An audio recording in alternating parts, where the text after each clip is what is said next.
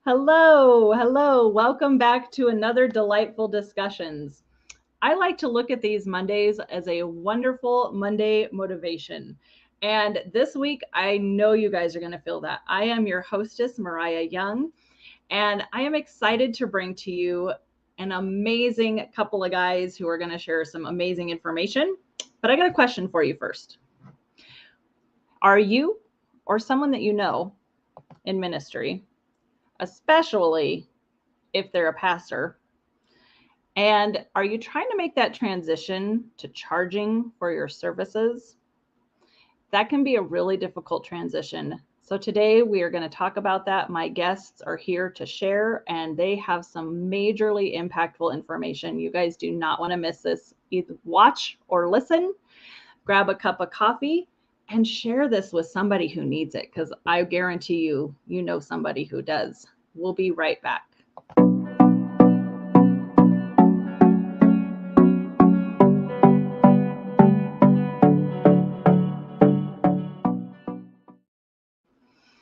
All right, so let's kick this off.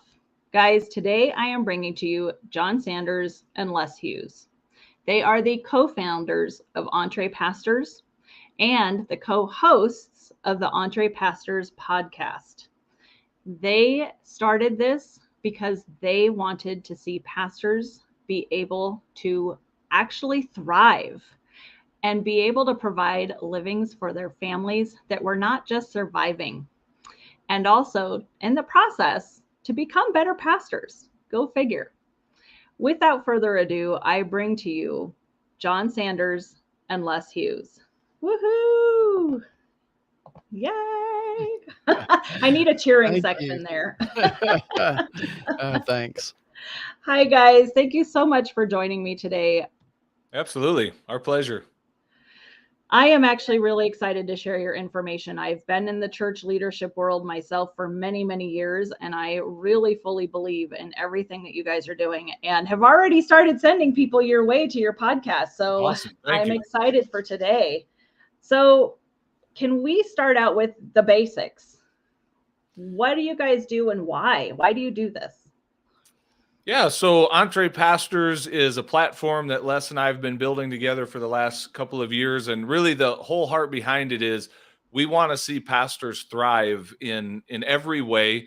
The reality is the average pastor in North America today is not thriving. They feel very fulfilled in their calling and purposeful in the work that they do, but there's very likely some areas of their life that are not thriving at all, that are causing some significant stress on themselves, on their marriages, on their families. And then all of that is felt then by the church. The church is impacted by that. I know it's kind of cliche. We believe that healthy pastors lead healthy churches.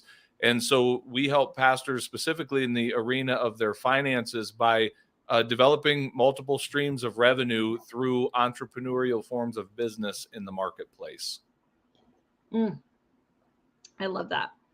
And I'm sure I know, because we've talked, you guys each have a story as to why this is such a important, mission for you. Can you share that? Yeah, they've taken a little bit different path, but Jon and I looked up a couple of years ago and we were walking beside one another in the form of a mastermind group that we're both in, and began to talk, and a bond began to form because of a similar heart for the things that Jon just described. And before then, we were both in church ministry, and Jon's a church planner, and it really, for, you know, God is the one that should define what a success is. But I would say in most people's eyes who are in church planning world and want to see fruit from their work, Jon was experiencing a lot of that.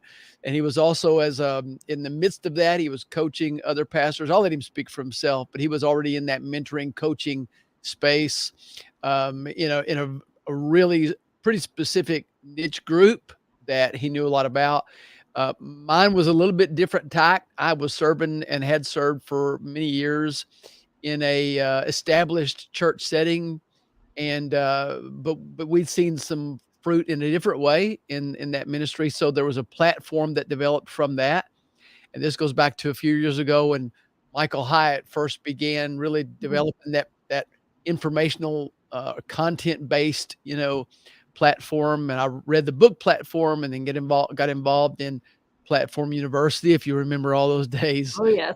But all it was I'd written some and also and published. And so I had already seen through a different medium what happens when the message gets outside the walls of the church. And that was very appealing to me. It really had to do with being a steward of my life, being a steward of the message that God had given me and the tools that he had equipped me with.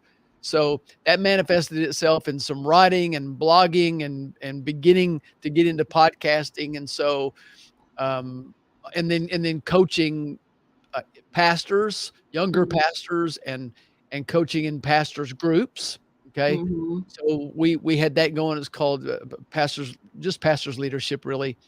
And then Jon and I, when we met one another, we'd seen how that had manifested itself in our own lives, how we had created different streams of revenue using the gifts that God had given us. And then we started talking about, well, what would happen if we formed a team and started doing this together? And it really started getting some traction and momentum. I love it. I love it. Jon, will you share your story as well? Yeah, well, basically what Les said, I was a church planter and had a blast doing that. Financially, it was not good for my family. As every time our church grew, I just put, what would have been a raise for myself into more staff. We grew into 6 different locations, multi-site locations. And I kept saying, don't give me a raise. I'm doing this for the Lord. Let's hire more staff. And I don't regret those decisions, but the bottom line is I found myself in a place where, vocationally things looked successful, but financially my family was not doing very well. And then our church went through a really difficult financial season where we had to start making some significant cuts. And, one day I look up and I'm leading a multi-site church making $35,000 a year in income, going, this part of it is not fun. And I got sick and tired of being sick and tired and realized it has to be okay for a pastor to do better financially than what I'm doing. And so I've been on that journey. Part of my story too is somewhere in that season, I also went back into the world of full-time firefighting that God had called me out of to pastor in the first place. And I really felt like I had God's blessing and his favor in pursuing that. And yet I found myself wrestling with a lot of these limiting beliefs of, is this okay? I mean, I'm a pastor after all. I'm a full-time pastor. How can I justify also being in the marketplace, in this case as a firefighter? And now I have another whole stream of revenue that comes from that. And so EntrePastors deals with a lot of those issues that Les and I have had to kind of face on our own journeys. And then we've come to realize these aren't unique to us, pretty much every pastor deals with this stuff. And we want to help those. We don't exist to try to convince anybody to start a business or, if they're thoroughly satisfied making $35K a year and trying to support a family on that, God bless you. We're not going to try to convince you otherwise. What we know is there's a lot of pastors who deep down desire a change of some kind. And we want to be the voice that gives them permission to seek that change and then show them a path forward. There's a lot of ways that we could figure this out. What would that look like for you? And we're having a blast serving pastors in that space. Oh, I love that so much. I mean, we could dive so deep into just those things that you guys just said. I mean, the expectations, the more hours, less pay, the thanklessness often. Not to mention, you're just expected to know how to do practically everything. Yeah, that's true. A lot of expectations that are, and again, I don't think anybody sits around and just intentionally thinks of this stuff. I think in many ways, one of the messages that we have with EntrePastors is that it's a byproduct of this full-time pastoral model. We don't see anything necessarily wrong, immorally wrong with that model of the full-time pastor, the guy or gal who works 50, 60 hours a week and receives a paycheck from the church. But what we do say is that model has created some unintended consequences that are largely not good for Mhm. certainly for the pastor and for the church. And that's one of them, is this thought of, well, you're our full-time person, so therefore we come to you with all of our needs and expectations. And that's not really the biblical model for what the body of Christ is supposed to be. It was never intended to be solely focused on, one person that's trying to do all the work. And yet that model that we've largely embraced in the North American church for many decades now has created that a body that largely sits back and says, Pastor, you do the thing, we'll come and watch you do the thing. That's why we pay you a full-time salary. And it's not healthy for the pastor or the church. Yeah, and if you think about it, Mariah, to lean into what you just said, a lot of times pastors are sort of let's just say that expectations may be more than what they assumed they would be when they began ministry. So Right. you then get into a church where you may be a single staff person for a while, or have expectations to lead teams that do some of those things. So now you've got to learn budgets. You've got to manage people. You've got to develop teams, encourage and motivate people. Now you got to be a counselor, a family therapist. What else? Conflict management, public speaker. So all of these things, our mutual friend Dan Miller asks the question, what does this make possible? Yeah. And what those things make possible, when you're expected to be better at that, and you kind of are learning on the fly, but you become an expert in them and proficient in them. And those are skills that people will pay for in the marketplace. Yes, which is our main question. I didn't actually put this in here, but it is our tagline. Like, can you speak to that a little bit? Do pastors have a place in the marketplace? Absolutely. That's the whole premise. We think it's a good thing when a pastor is spending a good deal of their time in the marketplace. It turns out there's a lot of people who need Jesus and need ministry out in the marketplace that aren't necessarily walking through the four walls of your church, this Sunday or any day this week. And so, that's just one huge benefit of having pastors in the marketplace. But yeah, we believe that there's a need for their gifting out there. We believe they've been well trained for it inside the walls of the church. Like Les was saying, so much of the work that you do as a pastor, if we just help you repackage that and think about it a little bit differently, we can show you that these are very transferable skills to the marketplace, where you can solve problems that people are having, and then as a result be paid for it. At the end of the day, that's what business is. Business is solving problems for others and receiving a reward financially for doing that. And really, much of the time, I dare say all of the time, it's a more profitable business model to be reimbursed for solving people's problems in the marketplace than it is inside the church. The business model of the church is not a good business model from a financial standpoint. And pastors are not thriving in that. We could find the 1%, very rare exceptions that we see on, late night cable Christian television, but that's not where the average pastor is living their life these days. Yeah, so good. And I would even say, and I know we don't want to dig too deep into these because this is the stuff you guys deal with every day, but I would even say the church business model isn't really even hitting today's modern faith-based community anyways, too. That's my opinion. I would be curious to hear what you guys think about that. Well, I'll let Les kind of say how he give his words to it, but the way I would respond to that is, first of all, I'm a fan of the local church. I believe the best days of the church are still in front of us.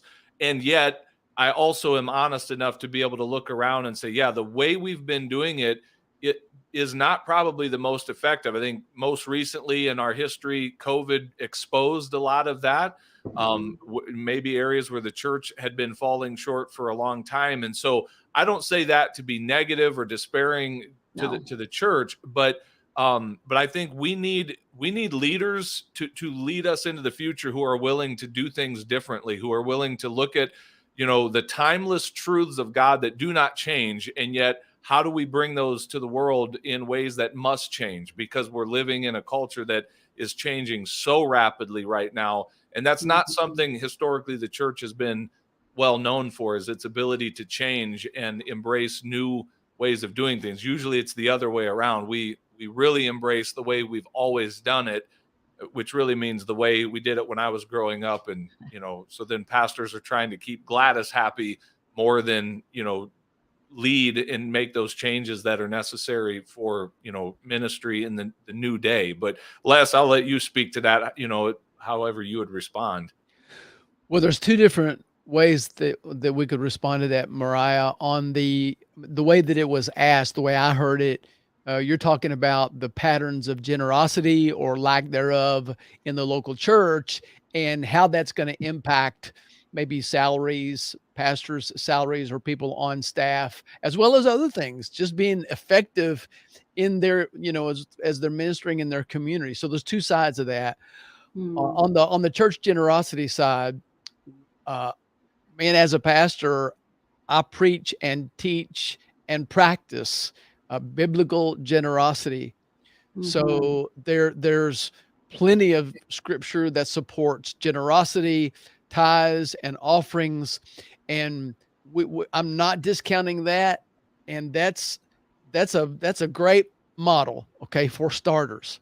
But the fact is that those patterns change from time to time. They're impacted by the economy and fears in the economies, et cetera, et cetera. And it's just a dangerous place to put yourself when you're completely reliable on factors that are, way beyond your control.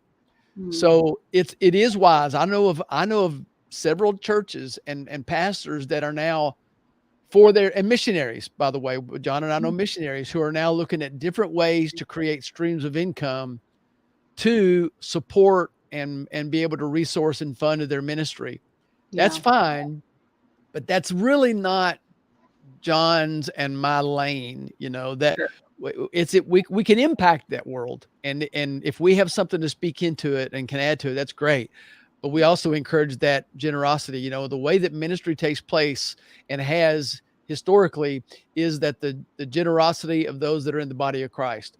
So, but if you talk about the other side, the second part of that is, what about the pastor's livelihood, or the person with a ministry background, or the missionary's livelihood? For most of history, the person has gone out into the marketplace and generated some sort of income to support their family, whether it was, Jesus in the carpenter shop, or the Apostle Paul making tents, or the shop owner in China, or the Middle East, where the model of a full-time pastor supported by their congregation that is prevalent in the West, that hasn't existed in this way for the most of the time in Christendom. It's kind of a more recent, the last couple hundred years phenomenon. So having that, with that being the case, what we're talking about is, it's really not unconventional. It's just a little unorthodox from the way we've done it, especially in North America for the last century or so or two.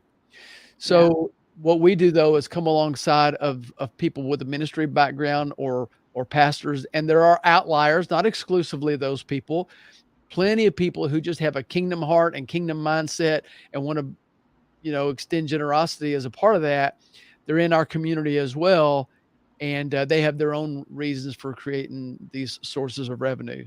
So those are the two areas. But we primarily work alongside people who want to increase their own income and streams of income for various reasons. And I do apologize. That was not a part of my questions that I sent. Oh, we love it. Yeah. But I feel like this conversation is I really do think it's really good and timely. So thank you for answering that without the prep. I appreciate it. Mariah, if it helps, I didn't even read your question, so I'm just shooting from the hip. So you ask any question you want. I don't know if it's off script or not. So go right ahead. That's how I do things. I love improv. I love it. So can you guys share maybe some stories that you guys have had with the work that you've done with pastors? I would love to hear just kind of, that tangible hands-on, like, how has this been impacting those that you've been working with? Can you share a little? Yeah, I'll share a theme and then a story, and I'll let Les give an answer. So here's one theme. I touched on this earlier, and this extends to many that we have worked with, and that is the word freedom. Like, we we give that permission. We are a champion for these pastors to say what someone needs to say out loud, because there's a lot of guilt or shame or fear around what could happen if I actually went and did this thing, if I actually started a business and actually that business became successful and I would now more profitable than I've ever been. We give permission for that. We give freedom for that. And we champion that. We celebrate that. So there's probably many stories we could tell where we've helped pastors have that unlock and then the courage to move forward with that. But I'll just tell one story. This is someone that was with us very early on, and there's lots we could share, but we're super proud of Gwen and Troy Rutz. They have been pastors in Oklahoma for quite some time, small rural church, but they've also been very passionate around the sport of archery and hunting, traditional archery. And so we helped them launch a business in that space. And it has been so cool to watch them go from just, this is an idea, to actually getting that out into the world and to see the success that they're having now with that. And again, not just from a financial standpoint, but even a ministry standpoint, as they're impacting people both in the church and beyond the church. They've really done some cool things, packaging a speaking presentation, a sermon around some of the shooting that they do. They've had 3D shoots on their property. They've gotten into the schools with this. So there's just been a whole number of ways that they've actually been face to face with people, having, real life ministry, as well as getting this business going from a financial standpoint. So that's been a really cool story. Yes, I love that. All right. Yeah, and I can share with you, Jon, I was thinking about even more recently, Dusty, and he's in many ways a poster child for what we really want to see happen out there. So he came to us. He's a really a young, gifted man. He is gifted in the musical world, music arts. He's a worship leader, musician, but he also knows the technical side of that, which is a really neat combination. And so when he came to us, he was not very confident, as far as the value of what he brought to the table. He was confident in his abilities, just not in what value it is out there in the marketplace, and specifically to a certain type of church that really needs what he brings to the table. And when he came to us, he was talking about what he might be able to charge by the hour. And I won't get into amounts because that's personal to him, but I'll just say it was so little. I mean, it was so little, but he thought that it was just, can I really ask for this amount? I mean, is this too much? And Jon and I both, we were on a Zoom call together. We just began shaking our head. And just to fast forward to the end of the story, he now has a very small team that's on board that he can work with, so that he's not confined just to what he can do, kind of hours or time for money. And now he's taking jobs. His first job, official job in this space, came less than 2 weeks, probably a week or so after we really began talking with him and talking about who he could approach. And by the way, we didn't do this. He did this. Yep, he did it. He did the action. He absolutely did it. We just tried to pull out of him what was already there. And so I just remember him beaming on the next call that we had with him. He walked into this church, and he ended up charging many, many, many times. Okay. Probably Jon 100 times more. That's not right. Yeah. Than what he was asking by the hour. I mean, it was thousands of dollars. But look, as a pastor, I'm in that world. It wasn't unreasonable. Oh, what he charged, not at all. He could have charged him more probably. See, Les, can I jump in? Yeah, I just want to say this. It's so timely that this is a theme we see often in Dusty's story with pastors, is that they have been so trained over their years in the church to devalue their time and to devalue the results that they produce in people's lives, because it has just been so expected of them, because it's ministry and it's for the Lord. So therefore, anytime I need you, pastor, and I expect you to be there, and not really expect much more than the peanuts we're paying you to do this. And so, yes, it is a huge unlock to help pastors realize, you know what, in the marketplace, people actually value your time, but they never will if you don't. So we have to start by helping you value your time and value the results. So to help hear his expertise that he has in the area of sound systems and all the technical stuff, and then to say, look, you can come alongside of a church or any other organization that has those resources and help solve real problems for them, because you can sit down and in minutes diagnose an issue that they're having.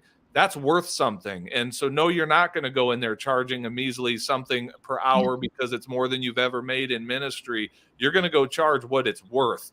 And it's so cool to see those results and to see, people with a new framework of what is possible. And we love those kinds of stories. Yes. I wish I had my pom-poms. I just want to cheer you guys on. This is He's got some. Just ask him. Oh, I hear so many topics within that, which we're not going to dive into. I know you guys probably dive into regularly, but you said it: freedom, boundaries, devaluing your worth. I mean, there's just so much wrapped up in this, not to mention, I personally think that what you guys are doing, I think an outcome of that could be that the church could start to take responsibility for ministry themselves too, because now the pastor has a boundary and he's not the only one that is saying, hey, I'm doing, there's so much in that. Oh my gosh. We could have hours long conversations, I think. I love what you guys are doing. Okay, before we dive into how people can work with you, how they can find you, which we're definitely going to share, it's all in the video description already. I would love to share. Now, this is when you might be sad you didn't read my questions, Jon. Because I asked this question and people are like, oh, I got to think about it. So I'll give you guys a second to think about it. But I would love to hear from each of you something fun, funny, or interesting that you don't mind sharing. You want me to go first, Jon? I read the question, so I'm ready. I'm ready, but go ahead, Les. So you take it. I got it, but go ahead. Right. Okay. Yeah, we both like to have fun, so it's really not a hard question. Yeah. One of the things that I like to do for fun is Brazilian Jiu-Jitsu. Oh. And I'm having a blast doing that. So meeting some new people and learning a new skill. So that's my answer. Okay, wait. What? You got to tell us a little bit more about this Brazilian Jiu-Jitsu. I can't even say it. I can't say it. I'm not even trying. Well, it's, I spend a lot of time sitting because of what I do. And we write. Jon and I are on a lot of calls, and I got to keep moving. Yeah. And so it's, once you get past a certain stage of life, it's harder to find guys playing pickup basketball. Yeah. Like we used to do. And so I just went, of course, it's hard to find guys that are in my stage of life also doing Brazilian Jiu-Jitsu, but I'm still out there doing it. So I don't know. Long story short, my daughter is into MMA. Oh. She loves it. And so I've got 3 sons and 1 daughter. And so we've always kind of had this kindred spirit where we enjoy some of the same things. And I began talking about that with her and watching some of that with her. And at the same time, I was trying to think of different things that I could do to be active. And I thought, that might be a thing. And so I don't do the full MMA contact thing, but there is a gym close to me that does the Brazilian Jiu-Jitsu. And so I went and did the trial membership, really liked it, and got involved. And now I'm, moving up the ranks and meeting some new people. And I get a bruise every once in a while, but that's okay. My wife knows what I've been doing. She knows where I got it. Yeah. So. Wow. That is crazy and awesome. I love that. I wish mine was near as manly as Les is now. I feel like such a weenie sharing what I'm getting ready to say. So first, Jon plays pickleball now. Yeah. Yeah, so I love racquetball. That's my sport of choice. But I got to balance it out with I'm also a firefighter, so I do some manly, heavy lifting type stuff. But no, the racquetball thing is fun. It's a great way of getting some exercise, building some relationships with people in the community, and I'm kind of okay at it. I'm not the best there's ever been, but I'm not terrible either. So I enjoy it. It's fun. Have you dipped your toes at all in pickleball? Yes, a few times, and I absolutely love that as well. I'm better at racquetball than pickleball, but I could easily get into that sport. Like some Yeah. people would laugh if I call it a sport, but it's a sport. I like It it. is. He's also been a little bit modest because he's actually a future contestant on Survivor. That's also true. I have What? applied to be on the TV show Survivor. I don't know if they're going to call me or not, but it's a dream. That's a bucket list item. I don't watch a lot of TV, but I have watched every episode of every season of that show, and I would love to go play that game. Oh my gosh, that would be awesome. Okay, well, you'll have to let me know if you do make it in. Oh my gosh, that would be awesome. Oh my goodness, guys, I love talking with you guys. You're so fun. I could definitely talk all day, but I know we've all got schedules to attend to. So, can you share with us? You guys have a few things that you have going on. Can you share how someone can like first find you and then work with you? Yeah, I'll give the generals and then let Les tell you about our Business Launch Academy. But Awesome. so we have a podcast would probably be a great way to connect with us and kind of hear not only our message, but to hear many stories. We interview a lot of pastors that are doing the thing, man. They're either just getting started or they've been in it for a while and been successful. So we love to kind of pick their brain and share their stories. We have a free Facebook community. If you go to Facebook and search for EntrePastors Connect, you can join us there and join the conversation there. But one thing we really would love to see pastors take a journey with us, and that's in our Business Launch Academy. So Les, why don't you give the details for that? Yeah, the best thing to do to really see what we do there is to go to our website, which is just EntrePastors.com, and you can see all the information there. But Business Launch Academy is a 16-week course. So it's a 4-month course, a deep dive into taking an idea or ideas and get clarity on really what lane they want to be in. So there are, just to briefly, there are several different paths, obviously, that someone could take, is whether they have content that they want to get out there and try to monetize in some way in whatever form, it's writing or podcasting or coaching or whatever that is. It's the intellectual property, that's inside of them. And then there's e-commerce. That's Amazon fulfillment or eBay or Facebook Marketplace, things like that. Or there is Service-based. the service-based. Yeah. If somebody wants to do either a brick and mortar or, there's a pressure washer business or a painting business or whatever that ends up being. So, and there are a lot of subcategories of each of those. So a lot of times pastors, because they are so gifted and versatile and can do so much, they just need clarity. And then once they have clarity, it's like, okay, how do I do that? How do I set up a bank accounts? How do I get an LLC? Yeah. All the how-tos, that and more is Business Launch Academy. It's just a turnkey way to start from scratch and go through to the point that people are actually paying you for doing whatever it is that you do. We do even before that, there's a 4-day challenge that we offer as well, where we help people really come up with their idea. And that is EntrePastors.com/4-day challenge. And they can sign up for that if you'd like, for the number 4-day challenge. I love that. And I do believe I put that in the description. I'll double check it when we're done to make sure it's out there for everybody. But what I love about that is so often we do get into these businesses to make an impact and help people, or to have a service. But there's all those little details that you don't think about that can I see it hold people back all the time. And you guys are basically holding their hands through that and helping them do it so that they can just get going. Oh, there you go. I love that. Awesome. Well, that sounds like, I think that was the upcoming thing you guys have as well. So that was my last question. So business launch, get into that challenge and start listening to the podcast. I think those are all great ways to get going. And I do believe all your links are in our description. Like I said, is there any last thought that you guys have before we wrap up and close this out today?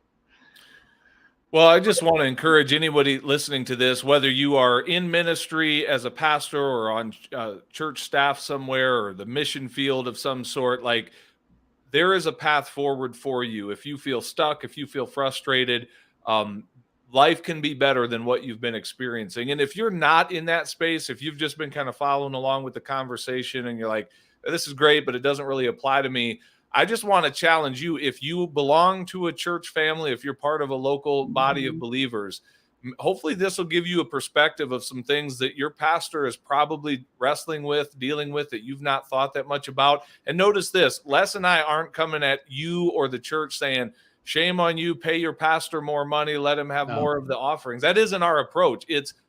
Bless your pastor with the permission, the favor to go out in the marketplace if they desire, and to launch a business, and let their ministry extend into the marketplace. And don't try to interfere with that process, because you will be blessed. The church will be blessed as your pastor is fruitful out in the marketplace. That's really what we believe. And so I would just encourage you with that thought. So good. Yeah, and thank you, Mariah, for letting us come on and talk about our message, and for being such a great encouragement and an advocate, for what we're doing. You've already introduced us to some people, and I think that our message is real complimentary. So we appreciate that. Yeah, thank you, Mariah. Thank you. Well, thank you guys so much for joining me. Oh my gosh. I just love this. I'm already thinking of several people I'm sending this out to as soon as we're done. So I'm so excited. I appreciate you guys. I appreciate what you do. And just thank you for sharing today. Thank you. Absolutely. Thank you. All right, guys. Thank you for joining us for another delightful discussions. I will be back on this Wednesday with Phyllis Jenkins, a lunch and learn about sharing your story. So make sure that you tune in. And until next time, live creatively, friends. Bye.